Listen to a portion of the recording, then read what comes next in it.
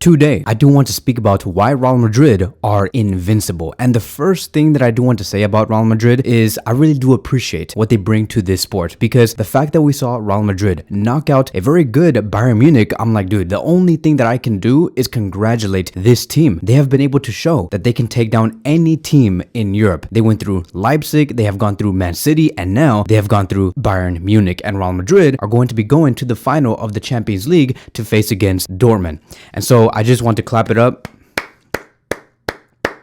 for Real Madrid because they deserve it, right? They deserve all the praise. The football that they played was beautiful, and I want to talk about this game between Bayern and Real Madrid. What did Tuchel get wrong, and what did Real Madrid get right? So like I've said, Real Madrid have defeated Bayern Munich 4-3 globally. Joselu, one of the best strikers in the world, scored twice. He scored twice, and in the dying last 5 to 8 minutes of this game, Alphonso Davies also scored a goal. He shot the ball into the top right corner. It was a golazo. It was an amazing goal, but it was not enough. Bayern Munich, Alphonso Davies, Harry Kane could not do enough to stop the Invincibles, which is Real Madrid. So on the 12th minute, there was like this strange call where we saw Dier, one of the center backs of Bayern Munich, kick the ball out. Apparently it did go out, and the refs thought that the ball went out, and then they quickly handed another ball to one of the Real Madrid players. And then at that moment on the 12th minute, for a span of like 5 to 8 seconds, there was 2 balls on the pitch. Rudiger had one and Carvajal had the other one, with Vinicius eventually getting the ball by Carvajal. He hits the post and Real Madrid almost scored. I'm like, dude, to have 2 balls on the field at the same time, I did not know that football is heading towards this way. Like, somebody better tell Barcelona that we're going to start playing with 2 soccer balls on the field, because if we're being told that we only have to play with 1 but there's actually 2, Barcelona is going to be in big trouble. So it was a strange moment. Bayern Munich played very defensive in this match, by the way. They had Gnabry as the lone player on the left flank to pick up the ball by himself. Kane dropped deeper to receive the ball to make those long passes to Gnabry, and for a moment there it was working, but unfortunately Gnabry got injured. He had to come out and Alphonso Davies came in, and that is how eventually we saw Alphonso Davies score a goal, because he was that free man on the left flank and Real Madrid could not do anything about it through those minutes. And so Bayern Munich were defending very heavy, forcing Real Madrid to become the protagonist in this game. And what Bayern Munich wanted to do is to basically steal the ball in the last minute while Real Madrid are not in their defensive shape and go on the counter. Fast forward into the second half, there was this moment where Musiala was carrying the ball after he stole the ball from Toni Kroos, and then Bayern Munich were in a 4 versus 3 situation, and the only thing Musiala had to do was pass the ball to Sané, but they did not read each other, and the ball went too slow to Sané, and if anything, it went behind Sané's run. And I'm like, what's going on here, right? Like, are they nervous? Are they agitated? Were they trying to speed up things too quickly? I'm like, in any other game, Musiala would have had one of the best passes there, but in this game in particular, they were nervous, and that is why Sané and Musiala could not click. 6 minutes later, on the 65th minute, Alphonso Davies receives the ball on the left flank by himself yet again. He passes it to Musiala. Musiala dribbles the ball into the box, and he shoots into the top left corner, but unfortunately for Bayern, Lunin, the goalkeeper of Real Madrid, makes an amazing block against Musiala's shot. 2 minutes later, Kane receives the ball from deep. He passes the ball to Alphonso Davies. Davies yet again has the ball alone. He cuts in and he scores the goal. And this was the moment for Bayern Munich, right? This was Bayern believing that they can step forward and go on to the final to maybe reach facing Dortmund. Moving on towards the 70th minute, Nacho scores a goal, but when he touched that ball, it deflected, I believe, one of the players. Apparently that goal was discontinued because apparently, you know, he grabbed and pushed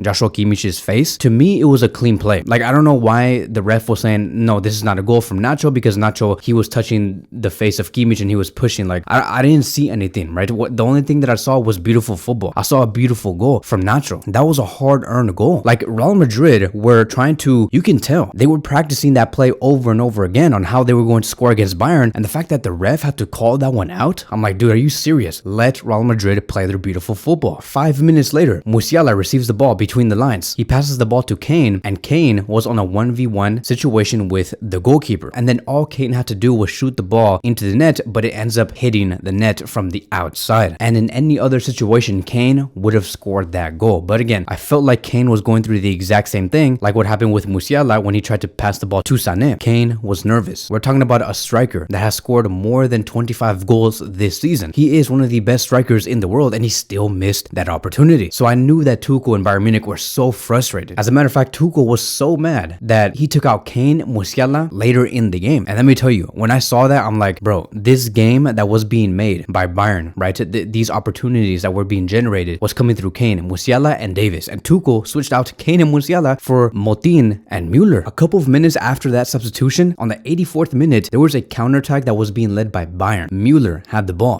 Bayern were on a 3 versus 1 situation. And here's the crazy thing. It was a 3 versus 1 situation, and all Müller had to do was pass the ball to Alphonso Davies, who was making that run, but he failed to make a pass. And the pass was very similar to the one of Musiala to Sané, dude. Like, Müller ended up passing that ball behind Davies's run. And I'm like, bro, are you serious? This is why every Bayern fan are calling you finished. It's because of passes like this. You have to keep up. It was a 3 versus 1. The only player that was left to take on was Mendy at the back. But Bayern Munich failed yet again. This could have changed everything, but because Real Madrid had that belief, the elite mentality, right? The superior football, 3 minutes later, Vinicius shoots the ball straight to Neuer. Neuer fails to grab the ball. It deflects and hits Joselu, and Joselu ends up scoring the goal for Real Madrid. And this, my friends, is the reason why Real Madrid are invincible, because they don't just play beautiful football. You guys have to understand that. What they also have is belief and mentality. And this is something that has been said by many Madrid fans. They say it's the belief, it is the mentality, and yes, it's true. The mentality for Real Madrid takes them so far, because with Neuer, right, in any other situation, like I continue to say, he would have grabbed that ball with ease, but he felt the pressure and he felt what Real Madrid were bringing. And then a few minutes later, a cross was made by Rudiger, and Joselu scores the second goal for himself, and Real Madrid were on a 4-3 lead. And from there, we knew that it was over. It was over because this is how Real Madrid like to win. Overall, this match was very even, I would say. It was very tense. There was a lot of frustrations. One of the players that I do want to shout out is going to be Vinicius. Vinicius had the most dribbles in this game with a total of 7. He won the most duels with a total of 9. He lost the most duels with a total of 8, but Vinicius was a monster and Kimmich could not keep up. Everybody was talking about how Kylian Mbappe is the best left winger in the world, but people forget that Vinicius is also a left winger. Vinicius is a generational left winger. Like, I don't understand how you can even compare Mbappe and Vinicius. You want to know why Kylian Mbappe is beneath Vinicius? Is because Mbappe does not focus on just football. Mbappe not only just wants to play football, he wants to do other things. Vinicius, on the other hand, he only wants to focus on playing football. With him, there is no drama. He doesn't provoke anybody. All he does is play his football. Just like in his interview when he was speaking to the media, he only wants to play the beautiful game. And that's basically it. And that is why Vinicius is the clear winner here. The level of Vinicius is just insane. And when I think about how Real Madrid are going to be playing with Kylian Mbappe and Vinicius together, because Mbappe is going to Real Madrid next season, how are they going to work together? Because clearly both names, Vinicius and Mbappe, they're going to want to be, you know, the main name of Real Madrid. They both have goals, but I believe that it will work. Just like how it worked for Real Madrid during the Galactico era between 2001 and 2005 and 2010 through 2014. It has worked before, it's going to work again. Like, go look at the amount of league titles and Champions League titles they have won between those Galactico eras, 2001 through 2005, 2010 through 2013. They won a lot, and they're going to continue to repeat the exact same success. Why? It is because it is Real Madrid. I also do want to shout out Cruz. Cruz created the most chances with a total of 4. He completed the most passes, which was 94. And Cruz, to me, had a great masterclass performance. I would understand that because he was playing against Bayern,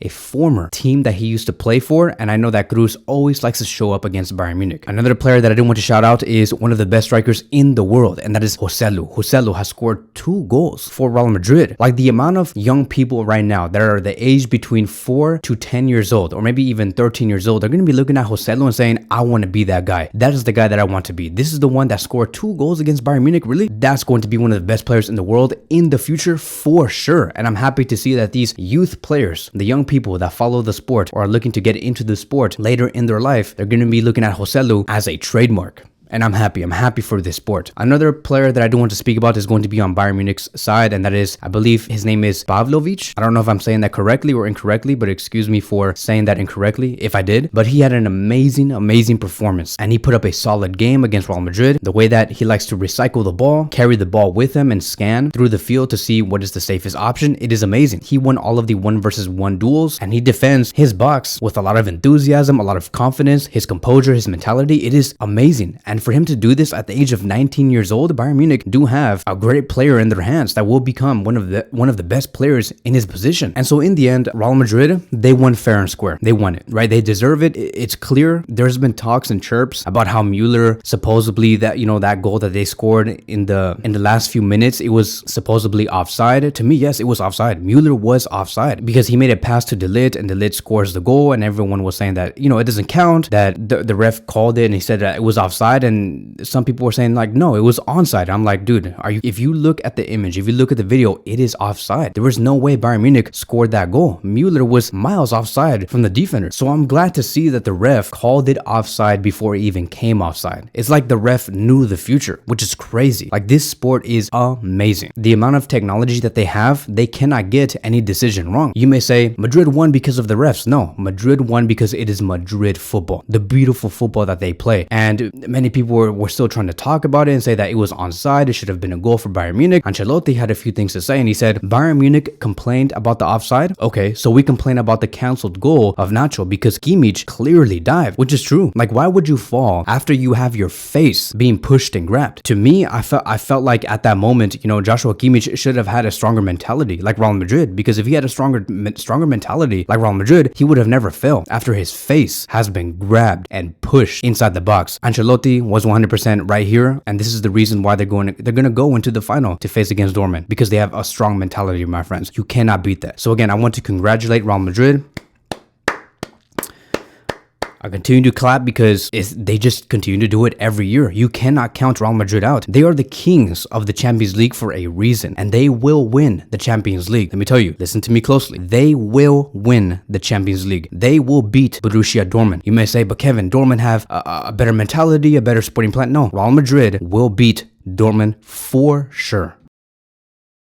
So congratulations to Real Madrid for winning this Champions League. We don't even have to play this game in the final. They will win, and I want to congratulate them. Let me put this into perspective. Since Pep Guardiola, I want to show everybody here just how massive Madrid is. Since Pep Guardiola took over City and Klopp took over Liverpool, Madrid have won 4 Champions Leagues. 4. You know how many Champions Leagues Guardiola has and Klopp have? They both have 1, a total of 2. It still doesn't reach Real Madrid's 4 Champions League titles in the past 6 years. They are the kings of Europe. You cannot defeat them. Name me one club that can defeat Real Madrid right now in the Champions League. Nobody. And clearly, like I have said, the youth and the people who are just going to be entering the sport, the people who are interested in football, right? Maybe the ones that are like older than 20 years old and they want to know more about the sport. Clearly, many of us are going to be happy to say that, Real Madrid is the leading example right now to show to the world why football is the most beautiful sport in the world, because of how beautiful that they play. Like, just think about that, right? All the youth players right now between the ages of 3 years old to the age of 12, they're going to be looking up to Joselu. Joselu scored 2 goals against Bayern. He is one of the future players, and they're going to be looking at Vinicius and the way that he acts on the pitch and say, this is a guy that I want to look up to. He's an amazing idol, a guy that does not give any drama. He only wants to play his football, and I want to succeed like him. And I'm like, dude, great. The state of this sport is amazing. I was looking at the other sports, right? Because I live in America and we follow the NFL, the MLB, the NBA, right? Which is baseball, basketball, American football. And I see a lot of rigged and paid refs through these other sports that favor like other teams. And I'm like, we don't see that in football. We don't see that in soccer, right? Right now, when I think about soccer and I think about football and the state that it is in, it's pure justice. And so, like I've said, there is no team that can stop Real Madrid. None. You can't name me a single club. There were some arguments stating that a prime Barcelona can stop Real Madrid because historically it has always been that way, but I doubt it. Like when you have 11 versus 12, I didn't mean to say 11 versus 12, 11 versus 11, and you have a prime Barcelona and a Real Madrid, historically it has always been shown that Real Madrid will always be the favorites and will always win. So just what an amazing club. And I'm going to be ending it here. Again, congratulations to Real Madrid for this amazing win. Again, it was very entertaining. I'm glad that I watched it, and I hope you guys did have a fun time too. So that is going to be wrapping up today's video. Thank you guys so much for watching, and I will see you guys in the next one.